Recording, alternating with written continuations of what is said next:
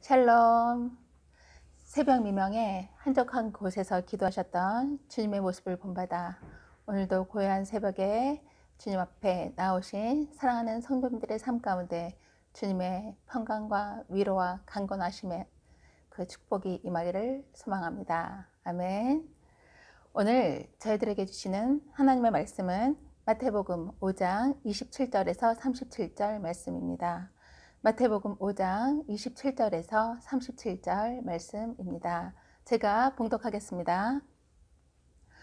또 간음하지 말라 하였다는 것을 너희가 들었으나 나는 너희에게 이르노니 음욕을 품고 여자를 보는 자마다 마음에 이미 간음하였느니라. 만일 내 오른눈이 너로 실족하게 하거든 빼어 내버리라.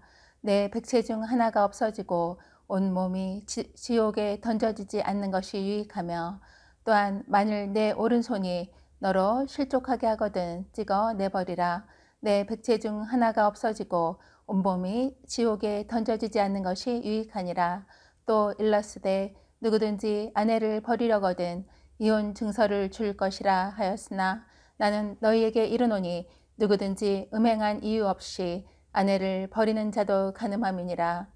또 옛사람에게 말한 바 헛 맹세를 하지 말고 내 맹세한 것을 주께 지키라 하였다는 것을 너희가 들었으나 나는 너희에게 이르노니 도무지 맹세하지 말지니 하늘로도 하지 말라 이는 하나님의 보좌임이요 땅으로도 하지 말라 이는 하나님의 발등상임이요 예루살렘으로도 하지 말라 이는 큰 임금의 성임이요 내 머리로도 하지 말라 이는 내가 한 터럭도 희고 검게 할 수 없음이라. 오직 너희 말은 옳다 옳다 아니라 아니라 하라. 이에서 지나는 것은 악으로부터 나느니라. 아멘. 저는 결혼 초기에 남편과 많이 다투었습니다. 왜 그랬을까요? 그 이유는 남편과 길을 가다가 예쁘고 멋있는 여자가 지나가면 남편이 자꾸 쳐다보는 거예요. 그래서 제가 막 화가 나서 뭐라 그랬어요. 왜 다른 사람을 쳐다보냐고 나만 보라고 막 그렇게 하면서 다투었던 생각이 납니다. 제 마음에 질투심이 생겼기 때문이겠죠. 그리고 또한 자존심이 상하는 거예요. 그런데 제가 오늘 설교를 준비하면서 신혼 초기에 그 다투었던 일들이 생각났습니다. 그리고 이 일을 영적으로 더 접목하게 되었습니다. 아, 하나님께서도 질투의 하나님이신데 사랑하는 자녀들이 하나님만 바라보지 않고 다른 데 기웃거리면 얼마나 화가 나실까, 얼마나 슬프실까 하는 생각이 들었습니다. 10계명 중에서 제 7계명 무엇일까요? 네, 바로 간음하지 말라입니다. 27절, 28절은 이렇게 말씀합니다. 또 간음하지 말라 하였다는 것을 너희가 들었으나 나는 너희에게 이르노니 음욕을 품고 여자를 보는 자마다 마음에 이미 간음하였느니라. 잠언 4장 23절에는 또 이렇게 기록이 되어 있어요. 무릇 지킬 만한 것보다 더욱 내 마음을 지키라. 이는 생명의 근원이 이에서 난다. 라고 말씀하고 계십니다. 하나님께서는 마음의 동기를 살피시는 분입니다. 왜냐하면 생명의 근원이 마음에 있기 때문입니다. 성도는 마음으로도 음욕을 품지 말라라고 말씀하고 있습니다. 예수님은 당시 만연했던 그 이혼 문제에 초점을 맞추고 계십니다. 예나 지금이나 이혼은 사회의 큰 문제인 것 같습니다. 하나님은 이혼을 싫어하시는 분입니다. 하지만 음행한 이유 때문에 이혼하는 경우는 허락하십니다. 그때는 아내에게 이혼 증서를 써주라 라고 말씀하십니다. 이 말씀은 본래 남자에게 버림받은 여자가 재혼할 수 있도록 여자를 보호하기 위한 목적으로 제정된 것입니다. 그러나 유대인들은 이것을 남용했습니다. 31절, 32절은 이렇게 말씀합니다.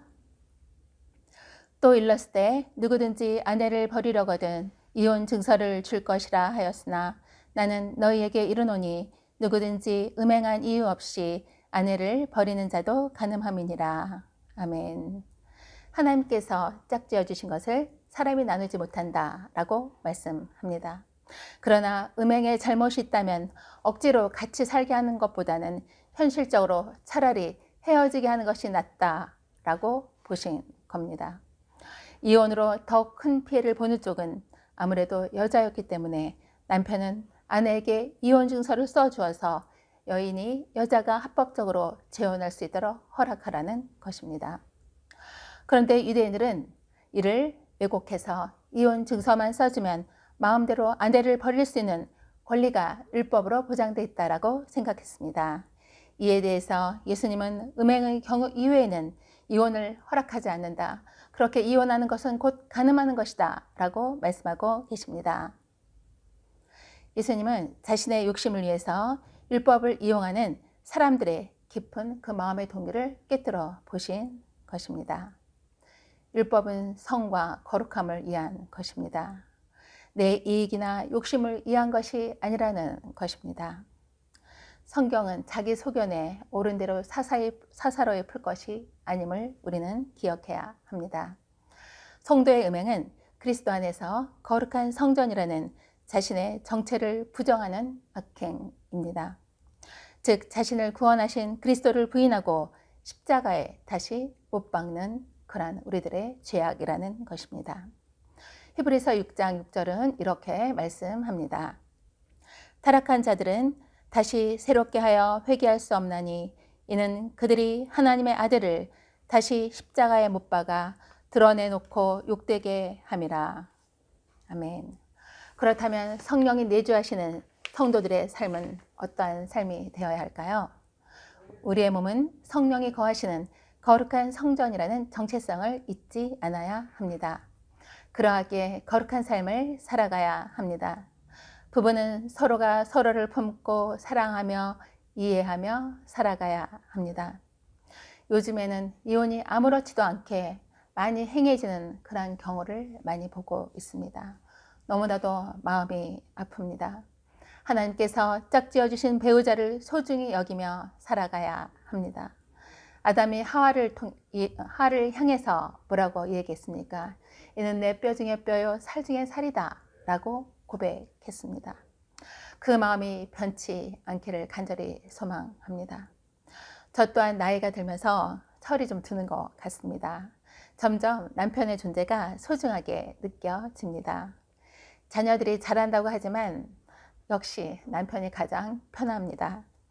부탁을 할 때도 그렇고 남편이 편합니다. 저만 이런 생각이 드는 걸까요? 네, 제 동생도 요즘 이런 이야기를 저에게 종종 하더라고요. 언니, 역시 남편이 최고야. 이런 얘기를 하는 거예요. 사랑하는 성도님들은 어떠신가요? 네, 동의하시나요? 네, 아멘. 그런데 나이가 들수록 각방에서 주무시는 부부가 늘어난다는 이야기를 들었습니다. 고린도전서 7장 5절은 이렇게 말씀합니다. 서로 분방하지 말라. 다만 기도할 틈을 얻기 위하여 합의상 얼마 동안은 하되 다시 합하라. 이는 너희가 절제 못함으로 말미암아 사탄이 너희를 시험하지 못하게 하려 함이라. 아멘. 저는 며칠 전에 설교 준비를 하다 보니 시간이 너무 늦어진 거예요. 그래서 거실에서 잠을 잔 적이 있습니다. 그 다음날 아침에 안방에 들어가는데 남편이 저에게 이렇게 말하는 거예요. 나갈 때는 마음대로 나가도 들어올 때는 마음대로 들어오지 못한다.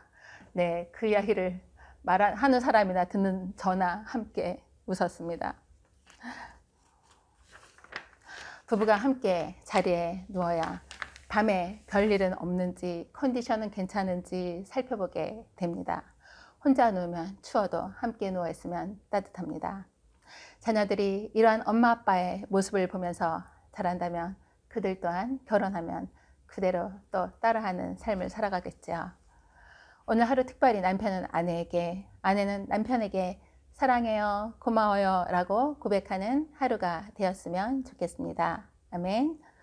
네, 저희들이 오늘 함께 나눌 기도 제목은 첫째, 하나님이 허락하신 아름다운 가정을 믿음과 사랑으로 세워가기를. 또한 두 번째, 저희들의 삶이 성령이 거하시는 거룩한 삶이 되기를 위해서. 세 번째로, 성전 건축의 모든 과정이 지혜롭게 진행되며 온 성도가 함께 믿음과 소망과 사랑으로 지어가기를 위해서 기도하는 하루가 되었으면 좋겠습니다. 기도하시겠습니다. 할렐루야, 지금도 살아계셔서 저희와 함께 하신 하나님 아버지, 저희들에게 사랑이 넘치는 아름다운 가정을 선물로 주시니 감사합니다. 저희들의 부족함과 연약함 때문에 때로는 가정에 불화가 있을지라도 기도하며 지혜롭게 회복하며 세워가게 하여 주시옵소서. 올 한해는 특별히 죄에 대해서 영적인 분별력과 통찰력과 민감함을 가지고 성령을 쫓아 살아가는 삶이 되게 하여 주시옵소서. 건강한 가정이 건강한 교회와 사회와 국가를 이루어갈 수 있다는 사실을 기억하며 올 한해 성령 충만함으로 승리하는 각 가정이 되게 하여 주시옵소서. 예수님의 이름으로 감사하며 기도드려옵나이다. 아멘.